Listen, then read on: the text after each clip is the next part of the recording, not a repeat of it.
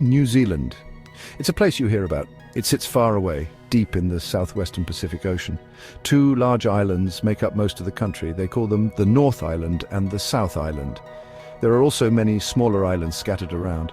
The land here is vast, about 268,000 square kilometers, but not many people live here, only around 5 million. This means there is a lot of open space. It's a land of mountains that scrape the sky and deep, mysterious waters.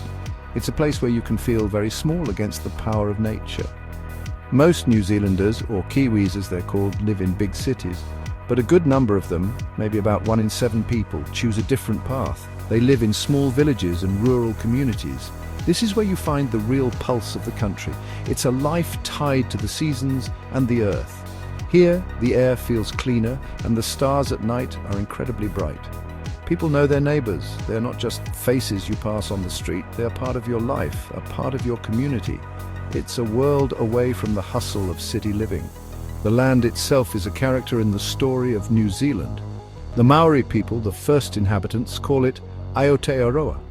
This means the land of the long white cloud. When you see the clouds hanging over the hills, you understand why. This connection to the land is deep. It's something you can feel. It shapes the people and their way of life. In the villages, this connection is everything. It's in the food they grow, the rivers they fish, and the stories they tell. It's a powerful living force that is all around you. Living here means you are always close to wild places.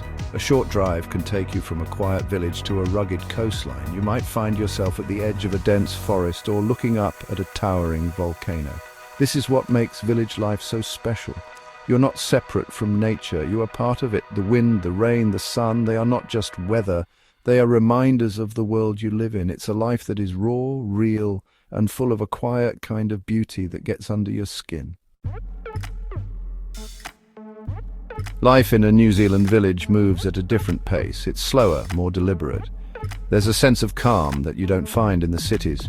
The mornings start with the sound of birds, not traffic. People take the time to talk to each other. They might stop for a chat at the local post office or the corner store. This is the heart of the community. It's a place where everyone knows your name. There's a feeling of belonging, of being part of something bigger than yourself. It's a simple life, but it is rich in its own way. The homes in these villages are as varied as the landscape. You'll see classic wooden weatherboard houses known as villas with their wide verandas. These homes have stood for generations. You'll also find more modern homes designed to blend in with the natural surroundings. Many houses have large gardens where people grow their own vegetables and flowers. A vegetable patch is common. It's a source of pride and good food. The homes are not just buildings, they are part of the story of the families who live in them, a place of shelter and warmth. Every village has its essential places. There's usually a small general store that sells everything you need. You might find a local pub where people gather at the end of the day. There is often a community hall for meetings and events. A local school is the center of life for families with children. These places are more than just buildings, they are the glue that holds the community together. They are where friendships are made and where people support each other through good times and bad. It's a network of real human connection. The spirit of community is incredibly strong. If someone is in trouble, the whole village helps. If a farmer is sick, neighbors will come to help with the animals. People organize local events like a village fair or a sports day. This is what they call manakitanga, a Maori concept of hospitality and mutual respect. It's about looking after each other. This spirit makes village life safe and supportive. It creates a feeling that you are never truly alone. You are part of a tribe, a family that extends beyond your own four walls. Weddings in rural New Zealand are a big deal. They are a time for the whole community to come together and celebrate.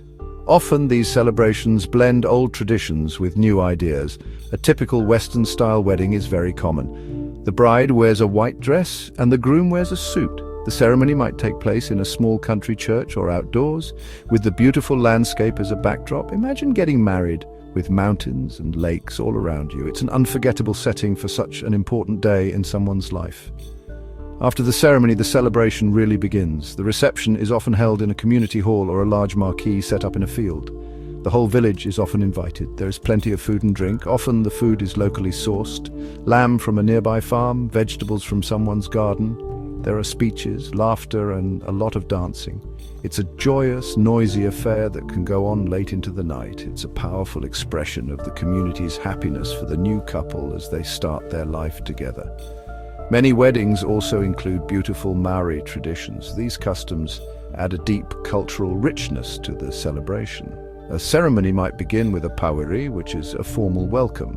This involves speeches, songs, and the hongi, the pressing of noses and foreheads. The hongi is a powerful symbol. It represents the sharing of the breath of life, a deep connection between two people. The bride might wear a korowai, a traditional feathered cloak, over her wedding dress. These traditions connect the couple to the land and to their ancestors.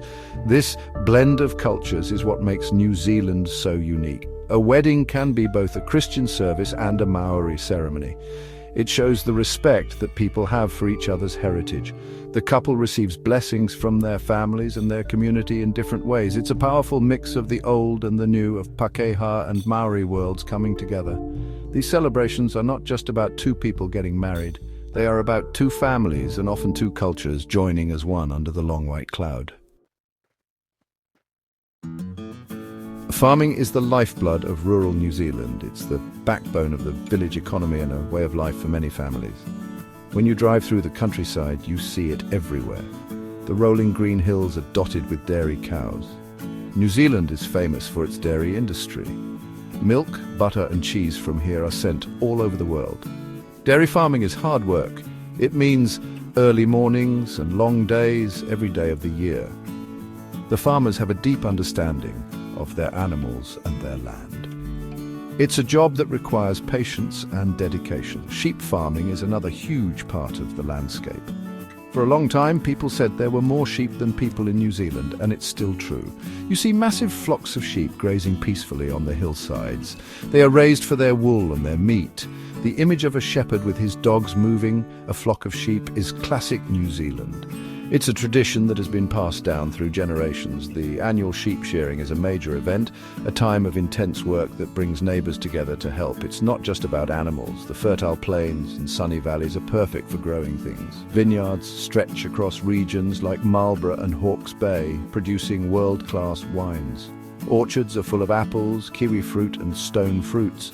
Arable farms grow crops like wheat, barley and corn. This diversity in agriculture makes the rural economy strong. Each type of farming has its own rhythm and its own challenges. It shapes the yearly calendar for the entire community, from planting in the spring to harvesting in the autumn. But this isn't old-fashioned farming. New Zealand farmers are very innovative. They use modern technology to make their work more efficient and sustainable. Drones fly over fields to check on crops and livestock.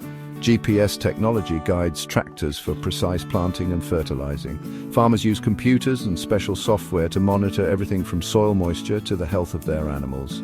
It's a fascinating mix. They have a deep traditional connection to the land, but they use the latest science to care for it. This blend of nature, tradition, and modern ideas is what makes life in New Zealand's villages so incredibly balanced and alive.